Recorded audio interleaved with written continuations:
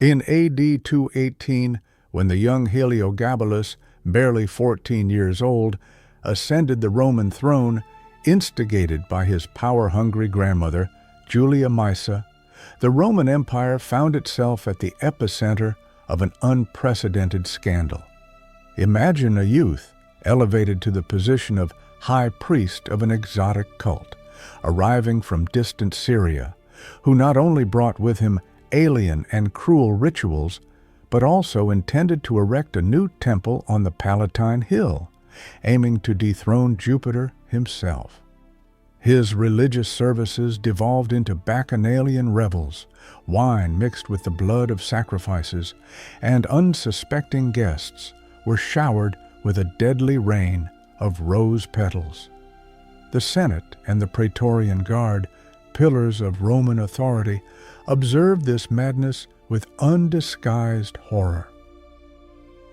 In this narrative, we will trace how the cult of the sun managed to penetrate the very heart of the empire, examine the scandalous marriages that upended all religious norms, and feel the suffocating sweetness of roses that claimed lives for imperial amusement.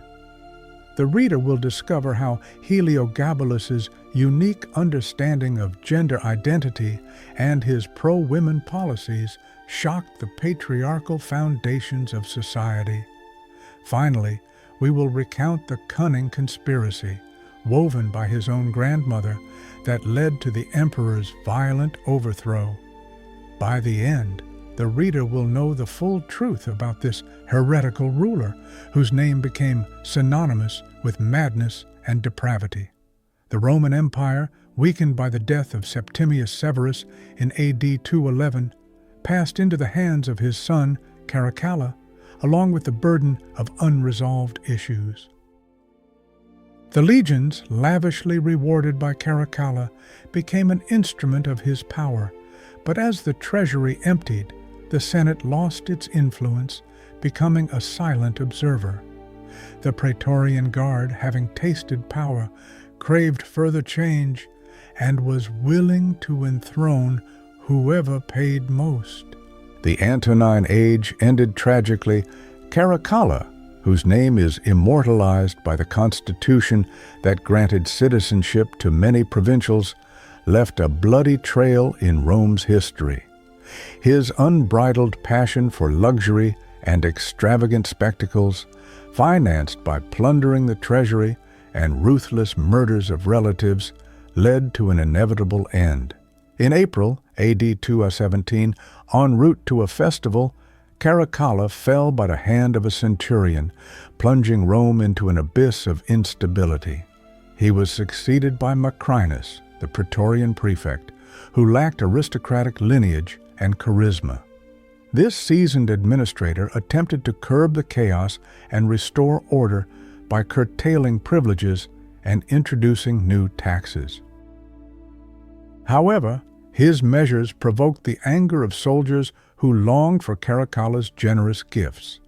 The Senate, having completely lost its influence, was divided between deference and discontent, watching as Rome was gripped by protests and secret conspiracies.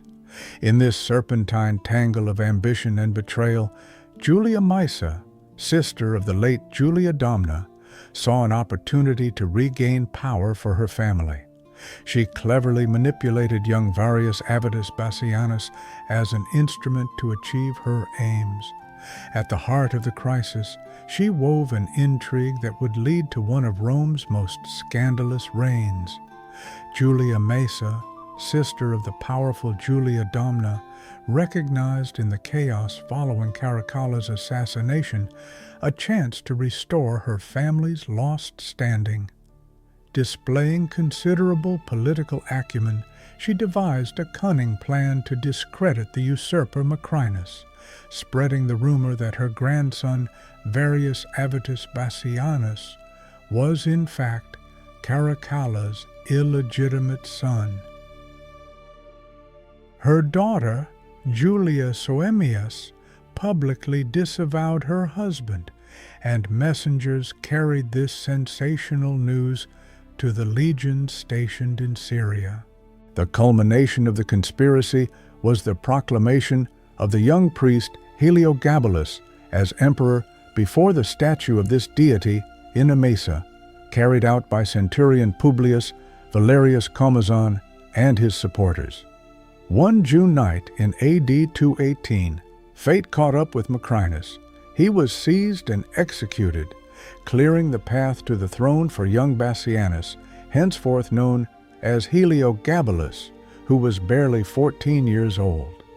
This coup d'etat, like an intricately woven tapestry in the shadow of a powerful family, elevated Julia Maesa to the position of de facto ruler, pulling the strings behind this unusual ascent.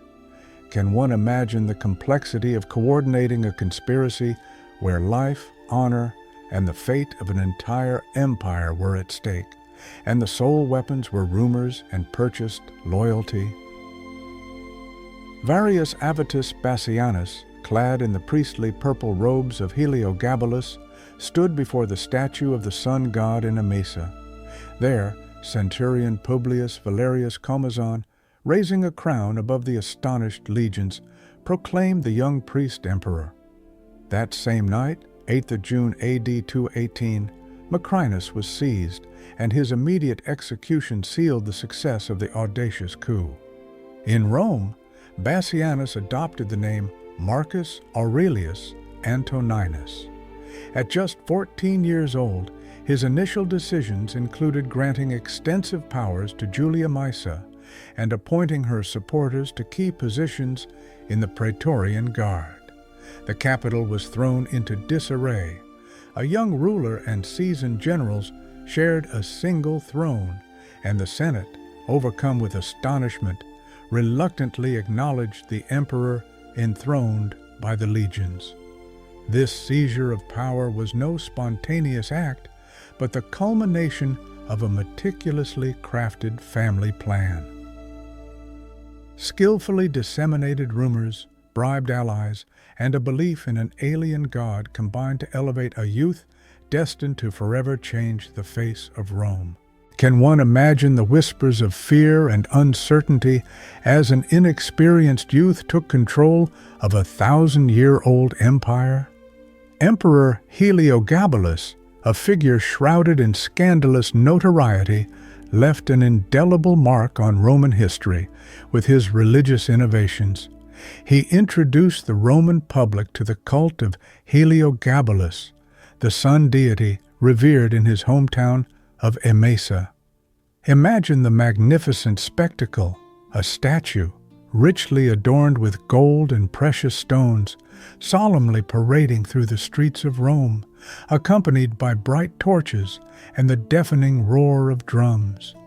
Upon arriving at the Palatine Hill, Heliogabalus immediately set about erecting a grand temple in honor of his god, audaciously disrupting Domitian's plans for a temple to Jupiter. Each day, with the first rays of sun, priests would open the doors of the sanctuary, welcoming crowds of worshippers clad in white togas. However, the climax of the ceremony occurred at midday, when the scorching sunbeams flooded the sacred courtyard. At this moment, Heliogabalus, clad in a purple cloak, raised his scepter to the sun god, while the bronze on the altar gleamed and incense smoke ascended, forming golden spirals. Senators, obeying imperial decree, were forced to participate in the procession, carrying offerings of grain and wine.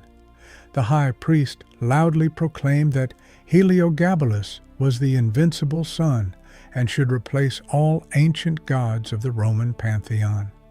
Any sign of dissent, even the slightest gesture of protest, was met with fines or exile.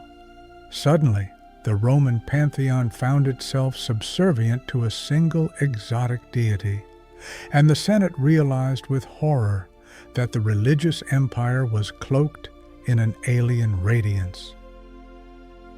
It is easy to imagine the indignation that swept through the temples, the wrath of Jupiter's priests who saw their altars deserted, and the general outrage over the alien cult imposed by the young emperor. At the very heart of Heliogabalus's magnificent temple, where luxury usually dazzled the eye, a chilling horror now reigned. On days of mass sacrifices, when the altar was stained with rivers of blood from cows, sheep, and even offspring of noble patrician families, the spectacle was truly gruesome. Under the scorching midday sun, Heliogabalus, clad in a golden toga symbolizing sunlight, raised a knife above thousands of mesmerized worshippers. The dull thuds of Syrian drums beat out a sinister rhythm, while crimson liquid flowed profusely, soaking the pristine marble. However, his penchant for extravagance reached a deadly extreme when, during one of his famous banquets, he ordered a cascade of rose and violet petals to be unleashed upon the triclinium through a skylight. Initially, the guests, intoxicated by wine and struck by the spectacle's grandeur, enthusiastically welcomed the display. But the floral deluge grew denser until it began to obstruct breathing. Many froze motionless, suffocating in the fragrant bed where horror bloomed in an ominous silence. Herodian and Dio Cassius unanimously assert that this banquet was nothing short of a ritual of terror, cleverly disguised as luxury. Bodies fell lifeless, deprived of any assistance, and the emperor regarded this slaughter as an amusement fit for the gods. News of the deadly shower spread throughout Rome like a warning. Boundless power can transform beauty into a ruthless executioner. Is it possible to imagine oneself participating in a ritual where splendor and death dance in unison, and where a single imperial gesture can turn a feast into a bloody massacre? Imagine the magnificent imperial triclinium, where purple drapes cascaded and tables groaned under exotic delicacies, pheasants from distant lands, Nile carp, and pies fragrant with honey and exotic spices. Everything here breathed an atmosphere of boundless luxury, created for a grand spectacle where Heliogabalus would entertain his guests with exotic game, wine infused with oriental spices, and at times even seasoned with the blood of his victims. These feasts, lasting until the first rays of dawn, were a kaleidoscope of gastronomic delights and hedonistic entertainment. Servers moved like shadows, bringing ever more dishes, and servants ceaselessly refilled goblets with an elixir promising unearthly euphoria. However, behind this glitter and magnificence lay a sinister shadow. At some banquets, the emperor, driven by dark motives, ordered drops of fresh animal blood to be added to drinks, believing it would bestow divine power upon the drinkers. Some historical sources claim that in a maniacal pursuit of perfection, Heliogabalus even used the hot blood of cult sacrifices instead of water in food preparation. While the aromas of ruby-red wine caressed the palate, theatrical performances unfolded. Dancers, strewn with rose petals gathered from sacred temples and then set alight, filling the air with thick, intoxicating smoke. Musicians, frantically beating rhythms on drums until utter exhaustion, and guests eagerly competing for sweetened pig's trotters or boar glands, considered powerful aphrodisiacs. Heliogabalus's lavish feasts, full of exotic dishes and theatrical performances, became a symbol of his rule. These orgies and ostentatious luxury clashed with Roman notions of dignity and moderation. The emperor, seeking popular approval, generously scattered coins, while the Senate, powerless to halt this torrent of excess, remained silent. For ordinary people, these banquets epitomized unlimited power, willing to sacrifice moral principles and state finances for the gratification of hedonistic desires. One can imagine participating in such a dinner where luxury and cruelty intertwined in every dish, and the desire to impress became a demonstration of power, both terrifying and alluring. In an attempt to consolidate his power, Heliogabalus contracted marriages that were both scandalous and strategic. His first marriage was to Paula, the daughter of the Praetorian prefect, whom he later repudiated, finding her appearance offensive to his vanity. He then committed sacrilege by marrying Julia Aquilia Severa, a Vestal virgin, violating her vow of chastity, a crime punishable by death under Roman law. Not content with these scandals, he took Faustina, great-granddaughter of Marcus Aurelius, as his wife, hoping for the birth of an heir. However, failing to achieve his desire, he divorced her a year later.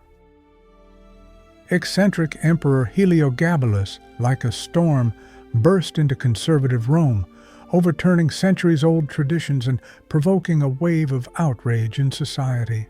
His extravagance and disregard for tradition challenged Roman morality.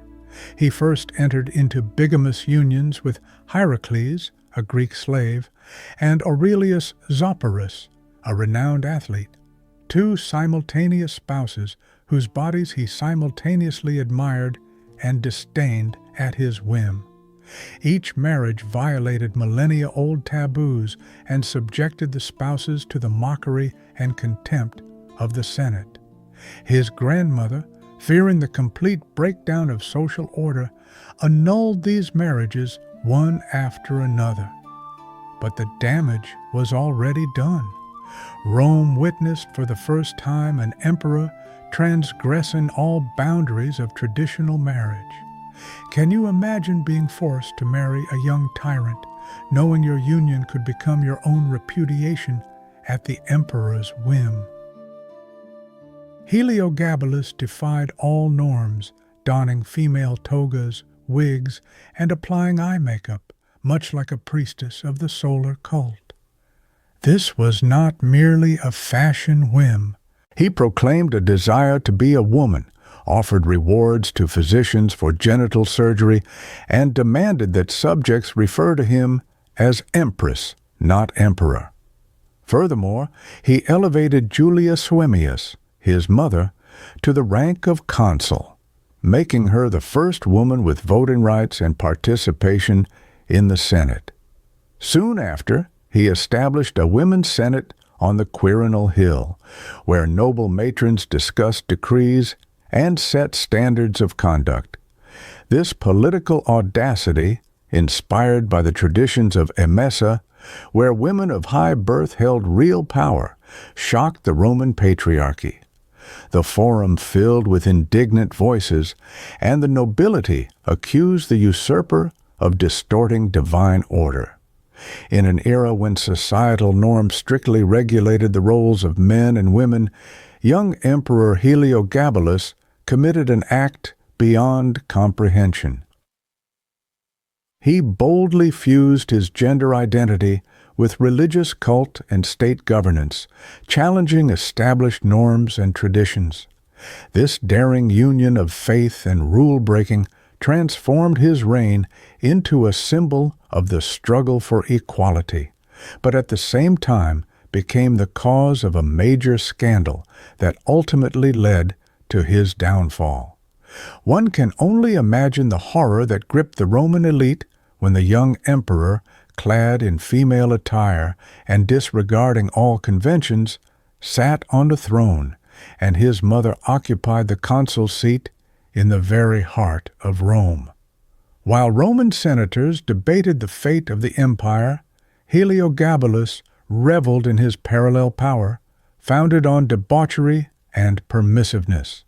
He threw open the doors of the imperial palace, transforming its chambers into lavish brothels where slaves and exiles freely offered themselves to anyone who dared cross the threshold. On one occasion, He ordered all prostitutes in Rome, both free and enslaved, to gather in the Forum, where for 3 days a noisy procession was held to the sound of deafening music, and dancers glittered in sheer golden tunics. Heliogabalus's debauched feasts were not merely a display of hedonism, but also served as a tool of political influence. The emperor hosted orgies where wine was mixed with hashish extract imported from distant Asia. This drink, inducing euphoria and drowsiness, erased the boundaries of decorum, transforming the banquets into bacchanalian revels where servants and guests alike lost their social standing. Athletes and musicians, hoping for imperial favor, became his lovers, receiving titles and privileges. These entertainments served an important political function. They strengthened personal loyalty to the emperor, bypassing the traditional influence of senators and reminding everyone that true power stemmed from a young ruler's benevolence. However, this bread and circuses strategy faced fierce opposition from conservative morality. Society was outraged that the imperial baths, once symbols of hygiene and purity, had become venues for public sexual orgies. Heliogabalus rewarded participants of his festivities with positions and tax exemptions, creating a network of dependents ready to defend his interests even in the face of senatorial contempt. But this cult of pleasure aroused hatred among adherents of traditional values and eroded the emperor's authority with every cup drunk and every night of debauchery. The question arises, is it possible to effectively govern an empire by distributing privileges in exchange for loyalty, knowing that political power is based on lust and depravity? The era of Heliogabalus's rule, marked by its splendor and extravagance, provoked a storm of indignation among the Roman nobility. Senators, adhering to ancient traditions and moral principles, Mos Maiorum, noted with alarm that the temple of Jupiter lay deserted, giving way to the altars of Heliogabalus, and the young emperor, clad in female attire, presided over a women's senate on the Quirinal Hill. Troubling rumors spread across the Palatine Hill. The proliferation of foreign cults, scandalous marriages, and imperial orgies undermined the state's authority, dignitas. Meanwhile, the Praetorian Guard, who had initially welcomed the young emperor with enthusiasm, began to doubt the wisdom of obeying orders that went against their own military customs. Battle-hardened veterans, outraged by the emperor's preference for coquettes and courtesans over their comrades in arms, began to reconsider their convictions and loyalty. In an atmosphere of widespread discontent, Julia Maesa skillfully orchestrated the culmination of her intrigues. She managed to convince Heliogabalus to appoint his cousin, 12-year-old Alexander Severus, a boy with a more impeccable reputation and lineage, as his successor. By spreading rumors of the eccentric emperor's treachery, cleverly promoting Alexander's figure among the troops, and exploiting the growing animosity towards Heliogabalus, she gradually dismantled his cult. On 11th March A.D. 222, the Guard rebelled. When Heliogabalus arrived at the camp attempting to quell the mutiny, he was ignored, with Alexander Severus being hailed as the new leader. In the annals of history, there are moments when betrayal becomes an instrument of power, and family ties rupture under the pressure of political intrigue. Precisely such a drama unfolded in ancient Rome when a cunning conspiracy altered the course of a reign. The grandmother, whose name remained in the shadows, struck a blow without visible bloodshed, but with invisible daggers of betrayal. She proclaimed a change of power, sealing the fate of a reign destined to end 4 years later under the blade of a family plot. Who would have thought that a conspiracy would be orchestrated against her own grandson to save Rome's honor, leveraging popular discontent and the legion's contempt? On 11th March 222, the Praetorian Guard, their patience exhausted by excesses and sacrilege, staged a silent mutiny. In the camp, they proclaimed their support for 12-year-old Alexander Severus, whose features, inherited from Caracalla, seemed more acceptable to them than the eccentricities of a young emperor who defied gods and traditions. Heliogabalus, self-assured in his power, appeared in the square accompanied by his mother, Julia Suemius, hoping to quell the rebellion with a single gesture. However, he was ignored. The Praetorians unanimously chanted Alexander's name. An order followed for the arrest of the heretic and his advisor.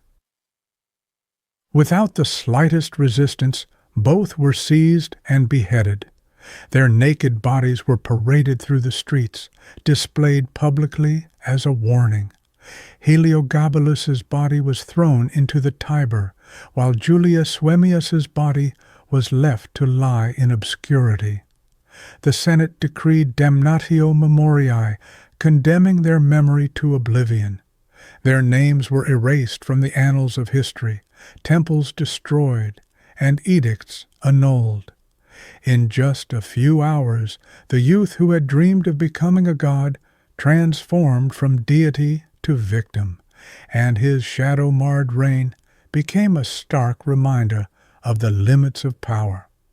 Heliogabalus's image has become shrouded in myths and legends over time. During the Middle Ages, authors such as Orosius and Jerome depicted him as the embodiment of moral decay. In the Renaissance, Boccaccio wrote bitterly about his grandmother, seeing her as the source of corruption.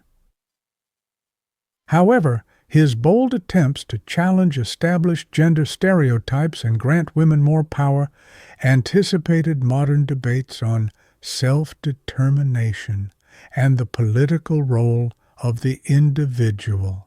During the Romantic and Surrealist eras, writers used his story to create satirical portrayals of tyranny and to give a voice to those on the fringes of society.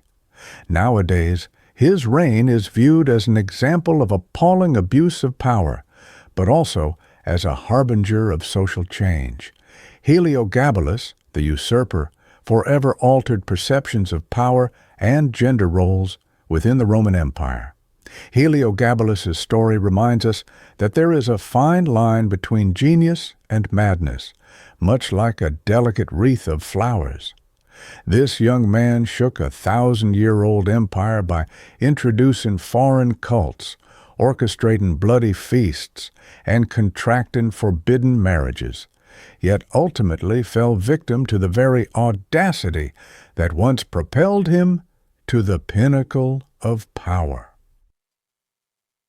So, who does the author believe is the true hero of this imperial tragedy?